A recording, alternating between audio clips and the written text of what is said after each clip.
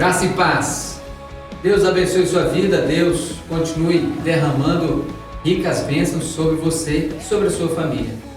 Mais uma reunião de oração, mais um tempo que nós podemos nos colocar diante de Deus para clamar, para pedir, para ir lá bater na porta. E essa porta com certeza se abrirá.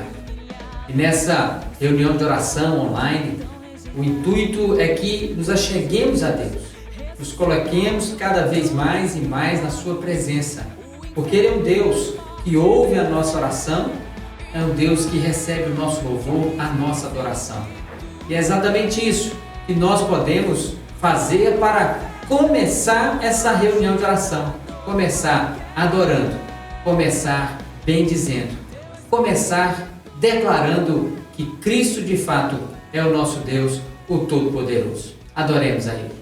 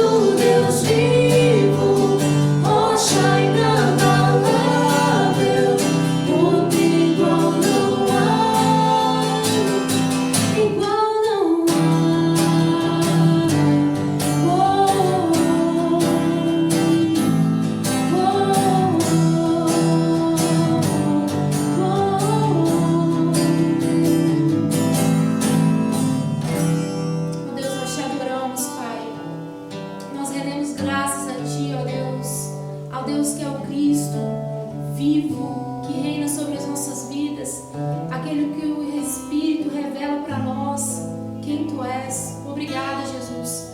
Receba, Deus, a nossa adoração, seja exaltado, glorificado, em nome de Jesus, nessa noite, Pai. Nós Te adoramos. Amém. Graças a Deus, na sua infinita bondade, graça, misericórdia, no seu plano soberano, Ele enviou para nós Jesus Cristo de Nazaré, para habitar nessa terra, para ficar no meio da humanidade e fazer toda a sua obra, montar toda a sua história, porque Ele tinha um plano para mim, um plano para você. E louvado seja o nome do Senhor por isso. E nesses tempos que Jesus esteve no meio dos homens, ao conversar com seus discípulos, eu quero que você abra lá sua Bíblia em Marcos, o capítulo de número 8, do verso 27 até o verso 29, a narrativa bíblica traz para nós o seguinte: Então Jesus e os seus discípulos partiram para as aldeias de Cesareia de Filipe. E no caminho perguntou-lhes: Quem dizem os homens que sou eu? E responderam: João Batista, outros Elias, mas outros algum dos profetas. Então lhes perguntou: Mas vós, quem dizeis que sou eu? Respondendo, Pedro lhe disse: Tu és o Cristo. Amém e amém. Deus, louvado seja o Teu nome. Ministra ao nosso coração a Tua palavra de maneira extraordinária, para que nessa reunião de oração venhamos a pensar, meditar e chegar à conclusão: quem é o Cristo? Quem é o Cristo? Abra nossa mente, abra o nosso coração, e o nome do Senhor seja exaltado, glorificado e engrandecido. Nós pedimos assim, no nome de Jesus. Amém e amém. Quando nós olhamos esse texto, esse contexto, nós vemos que a pergunta sobre quem é Jesus surge no momento exato em que ele começa a sua vida pública, ele entra no cenário público, no meio do seu povo, como uma pessoa fora do comum, uma pessoa que estava fazendo o extraordinário. Mais precisamente quando Jesus começa aí as suas andanças pela Galileia e arredores, falando com sabedoria, falando com graça, agindo com uma autoridade tal que não era encontrada entre os homens da lei ou os homens da religião que habitavam ali e eram da sua época. Esse fato então gera uma grande admiração de muitos, e esses muitos começaram a seguir Jesus, ainda que eles não soubessem quem de fato eles estavam seguindo.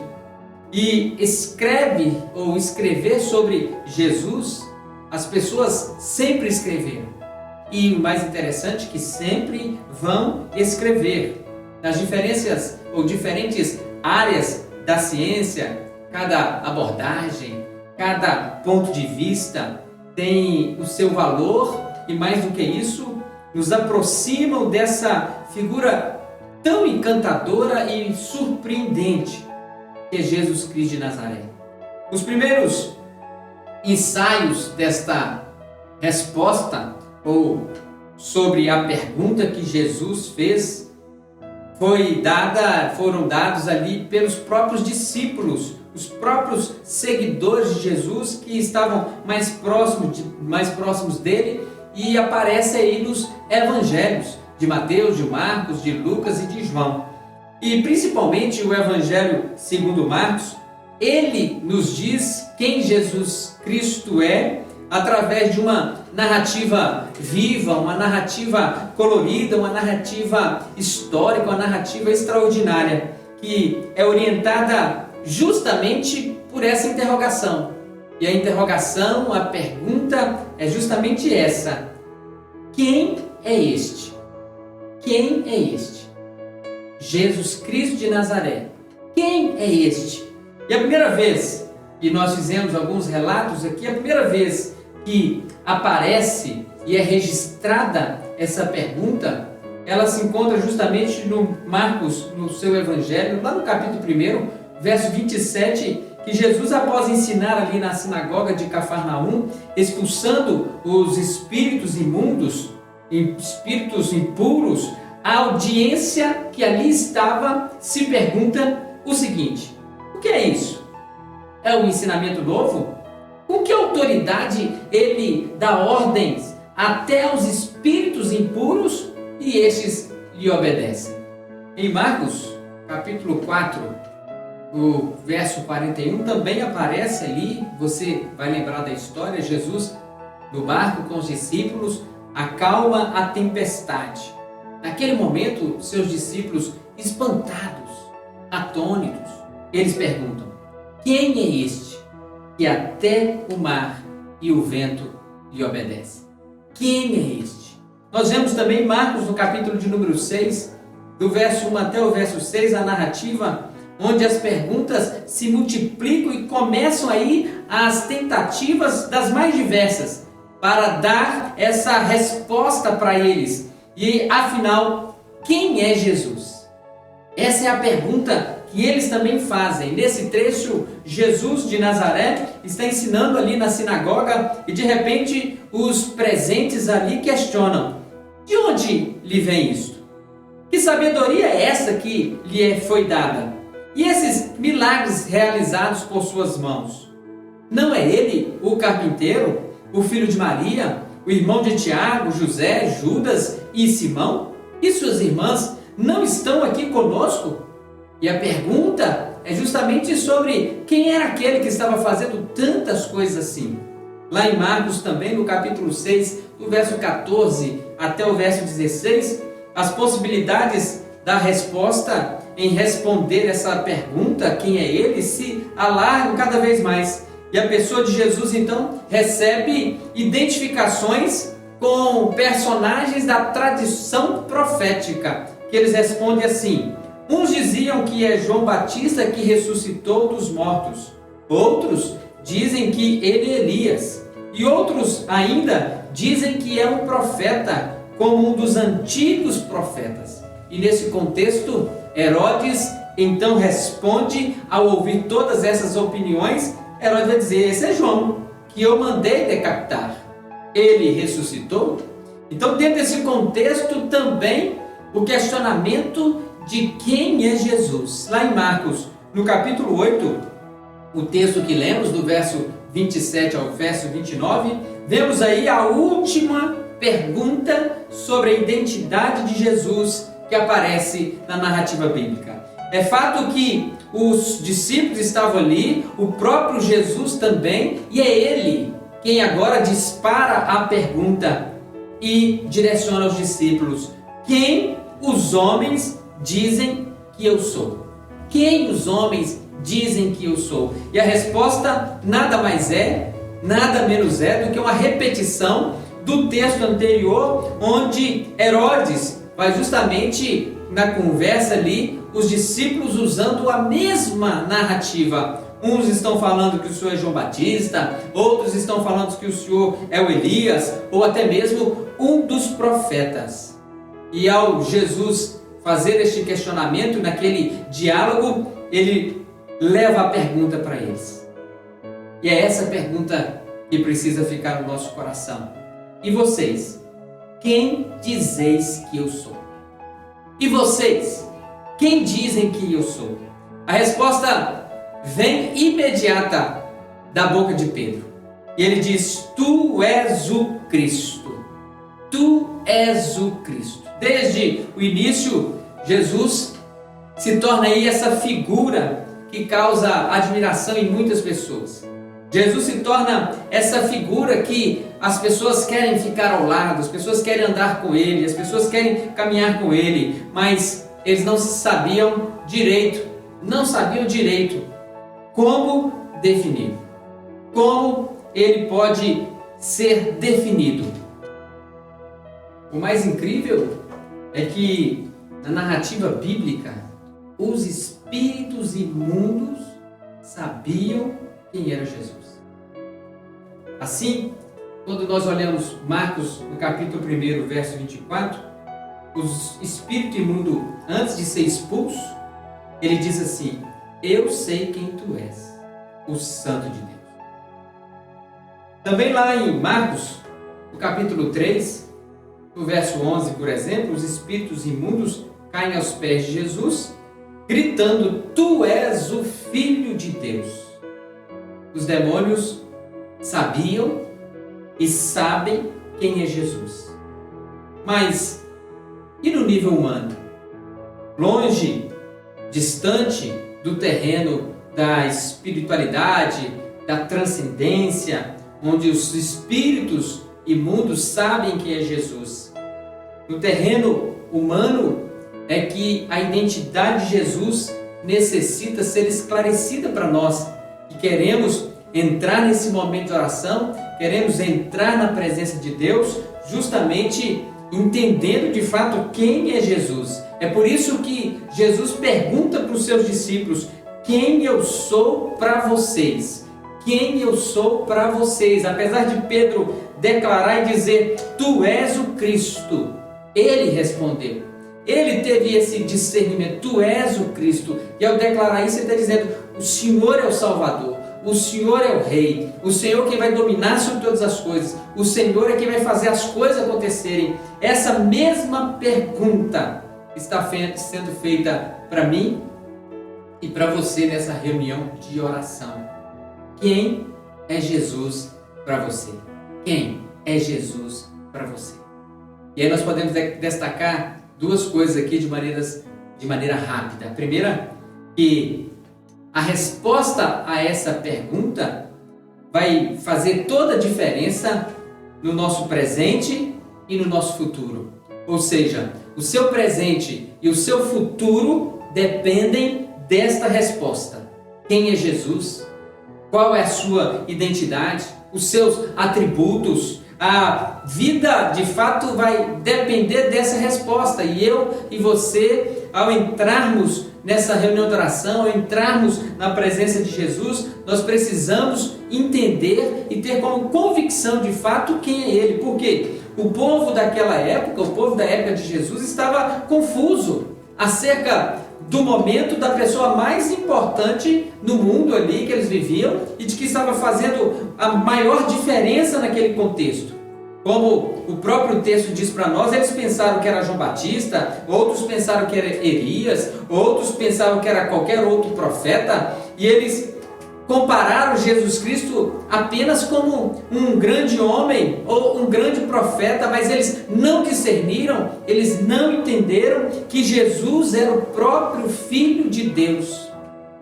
E nós precisamos responder essa pergunta para nós, para o nosso coração: quem é Jesus?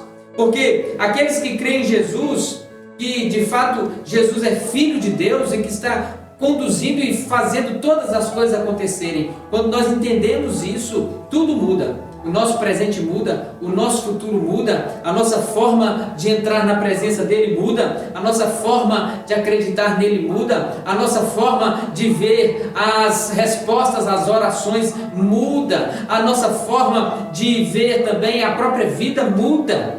Porque há muitos até que dizem que Jesus é apenas um espírito iluminado, outros vão dizer que Jesus é um mestre, um senhor, mas muitos não vão acreditar de fato que Jesus é o Filho de Deus.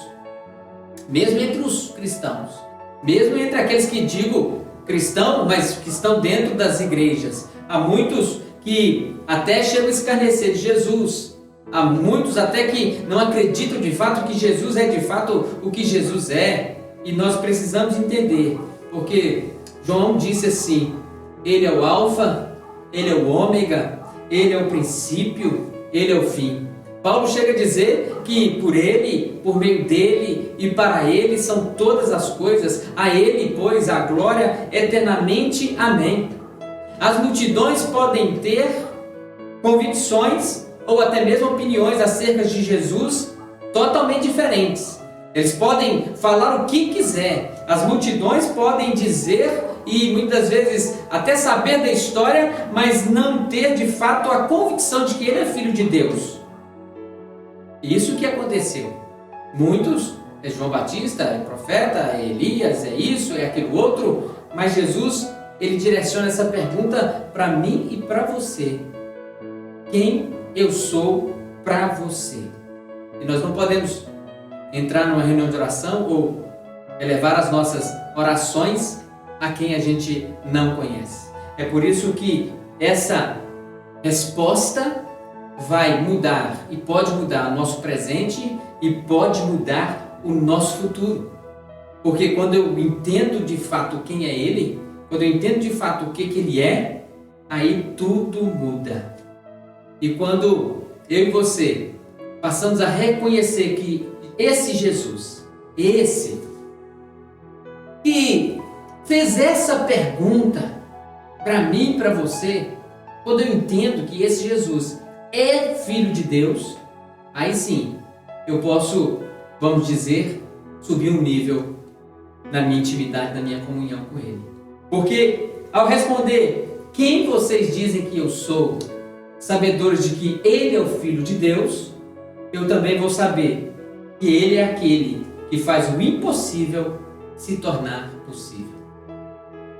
O texto de Lucas, no capítulo 1, verso 37, vai nessa direção. Ele vai dizer, porque para Ele não haverá impossíveis em todas as suas promessas.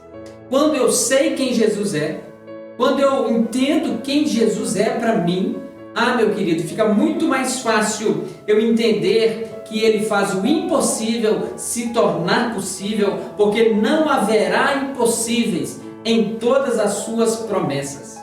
E há pelo menos duas maneiras para trazer o invisível ao mundo visível, trazer o impossível ao possível, quando nós entendemos que é por meio da pregação da palavra e da oração.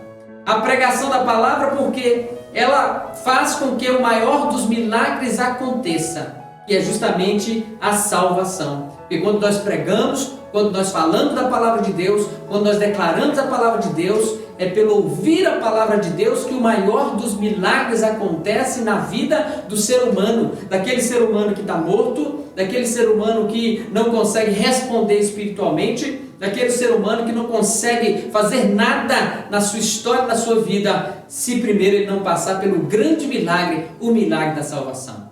No segundo momento aqui, a própria oração. Ela é capaz de fazer o impossível se tornar possível na pessoa de Cristo. Quando nós oramos, quando nós clamamos, e na própria Bíblia, nós somos encorajados por grandes intercessores. Nós vemos Abraão, Jacó, Moisés, José, Josué, Davi, Esther, Esdras, Neemias, Daniel, Pedro, Paulo. A igreja ali reunida na casa de Maria, a mãe de João Marcos, são alguns dos exemplos de como a oração é um instrumento para mudar as circunstâncias.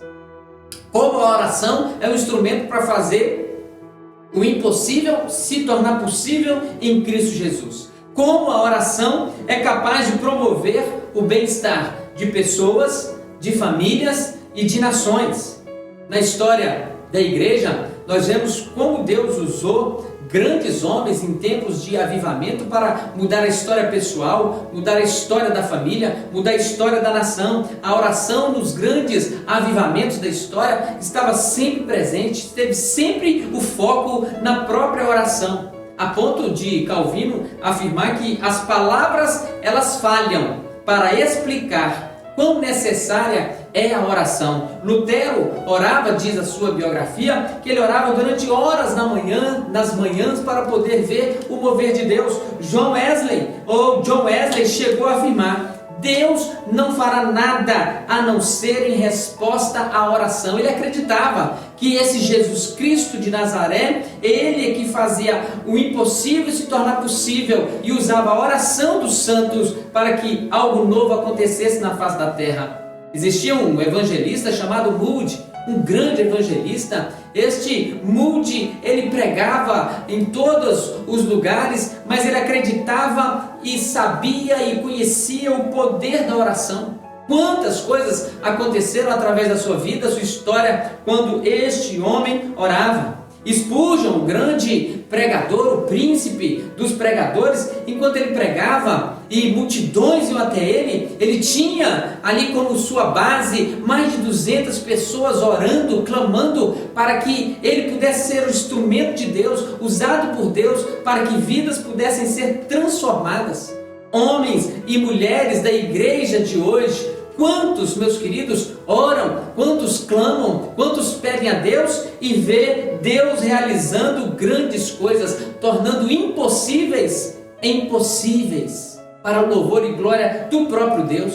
Nós vemos aí milhares de mães espalhadas pela nação que dobram o joelho todos os dias, clamando diante de Deus, diante de Jesus, aquele que faz o impossível se tornar possível, em favor dos seus filhos, em favor da juventude, em favor de muitos jovens para se converterem e voltarem para Jesus. Nós vemos que a história da igreja está repleta de testemunho de pessoas, de gente que intercedeu, gente que clamou, gente que buscou e gente que viu a poderosa mão do Eterno, através de Cristo Jesus, fazendo e intervindo com grandes milagres. E o que parecia que não tinha mais jeito, quando Jesus pôs a mão, pela oração dos santos, tudo mudou e a esperança voltou ao coração das pessoas. É isso aí. Quando nós cremos que Jesus é Filho de Deus, quando nós cremos que Ele é o Cristo, nós podemos crer que a oração é o instrumento que Ele usa para tornar o impossível impossível. Era esse Jesus, esse mesmo Jesus que fez essa pergunta para mim, para você, para os discípulos atrás. Ele disse: tudo quanto vocês pedirem em meu nome, crendo, recebereis, a fim de que o Pai seja glorificado. E essa pergunta de Jesus, ela precisa estar no nosso coração, precisa estar na nossa vida. Vamos acreditar que Jesus é o Filho de Deus e vamos clamar e vamos pedir para que Ele possa fazer o impossível tornar possível na nossa história. Nós vamos ter momentos de oração, nós vamos ter momentos de clamor, nós vamos clamar a Deus, mas precisamos entrar nessa atmosfera crendo que Jesus é Filho de Deus, porque iremos pedir em seu nome. É no nome de Jesus que nós pedimos. E se eu entro nessa atmosfera sem entender quem Ele é, sem saber quem de fato Cristo é para nós, é vã a nossa entrada, é vã o tempo que iremos gastar. Mas quando eu entendo que Ele intercede por mim junto ao Pai para fazer grandes coisas, milagres, impossíveis, se tornar impossível na nossa história, quando clamamos por aquele que é Jesus Cristo de Nazaré, pelo nome daquele que é todas as coisas, Jesus Cristo, com certeza Ele intercederá por nós junto ao Pai, para que as respostas de nossas orações cheguem até nós.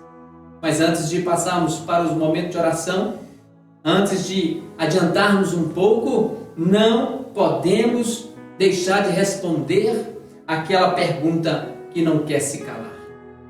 E para você, quem eu sou? Feche seus olhos. Deus, em nome de Jesus, nos colocamos diante de Ti, Pai, para que o Senhor traga convicção para o nosso coração. E servimos a Jesus Cristo de Nazaré, o Filho de Deus.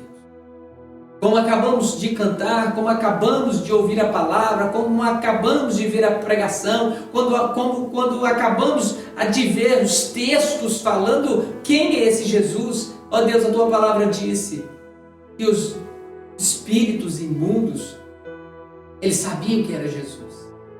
Eles, mais do que isso, eles falaram quem era Jesus. Tu és o Cristo, Tu és o Filho de Deus. Ah, Pai, eles, ao saberem disso, declaravam isso. E nós, ó Deus, precisamos ter essa mesma convicção. Uma convicção de que também somos filhos de Deus em Cristo Jesus. E Ele é o Cristo que veio para trazer algo novo, algo diferente na nossa história, na nossa vida, na nossa caminhada.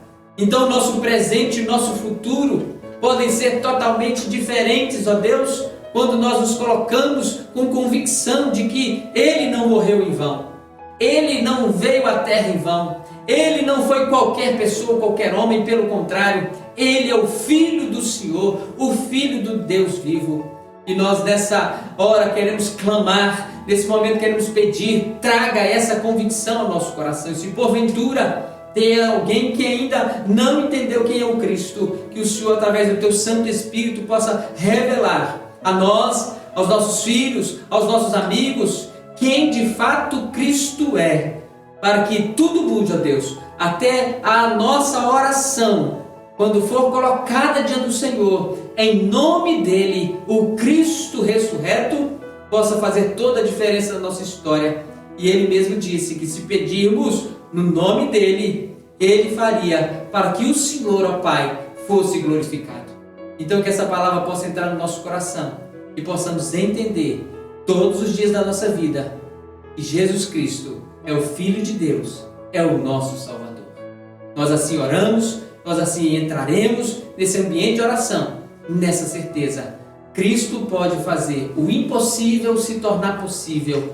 Cristo pode mudar o nosso presente e o nosso futuro. É crendo nisso que nós oramos, no nome dEle, em nome e por amor de Jesus.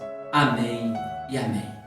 E eu convido você, nessa hora, a fechar os seus olhos, dar uma pausa aí no vídeo, fechar os seus olhos e se colocar diante de Deus. E até mesmo pedir para Ele, talvez você não tenha ainda essa convicção, mas parar, orar e pedir a Ele, quebranta o meu coração, quebranta a minha vida, me faça entender que Jesus é o Filho de Deus, é o meu Salvador. Dá uma pausa e vai orar.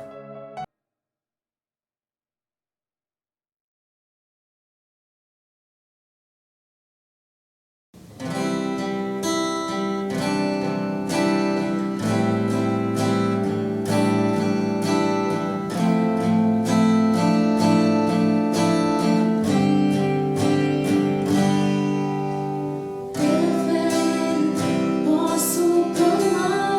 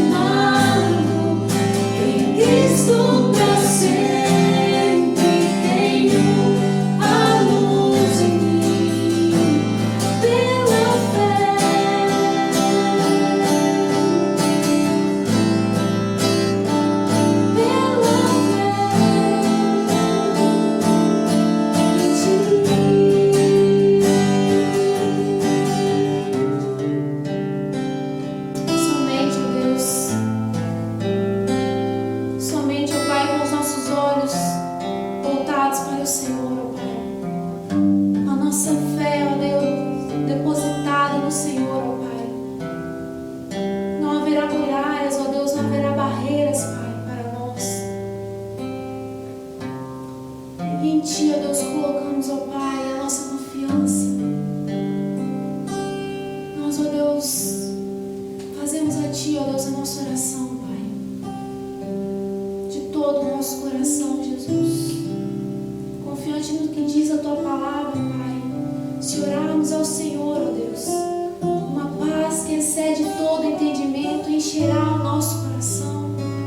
Ó Deus, nós conseguiremos descansar em Ti, Pai. E nós oramos, Pai, neste momento, nesta noite, ó Pai, confiante, Jesus, que a nossa oração, Jesus, será atendida, não só será ouvida, Pai, mas será atendida pelo Senhor, pelo Pai que nos ama, pelo Cristo vivo, que o Espírito Santo revela a nós. Obrigada, Jesus. Que o Senhor continue sendo adorado, exaltado. Cante de todo o teu coração nessa noite.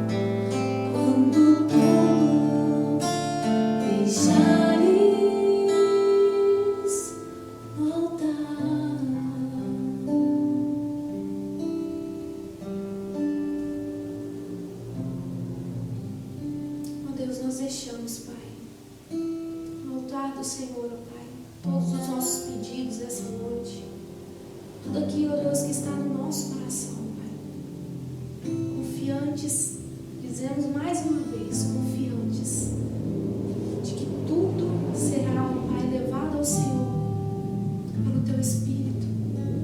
E o Senhor, ó Pai, que nos olha do céu, nos responderá, Pai, conforme a Tua justiça e a Tua graça. Como é bom a gente saber que podemos colocar tudo aos pés da cruz, tudo no altar de Jesus, porque Ele é o Cristo vivo, Ele é o Todo-Poderoso, Ele é capaz de transformar o impossível em impossível, e louvado seja o nome dEle por isso. Nesse momento nós vamos colocar agora para você um momento de oração geral. Você vai fazer as suas orações e vamos complementar aí os pedidos com os pedidos que aparecerão na tela. Mas não fique preso a eles. Você pode também fazer as suas orações, colocar os seus pedidos, porque esse é o momento certo. O momento de colocarmos tudo diante do altar de Deus. Tudo na presença de Deus. Então dá uma pausa e vai lá, gaste o tempo que for necessário para poder colocar tudo perante o altar.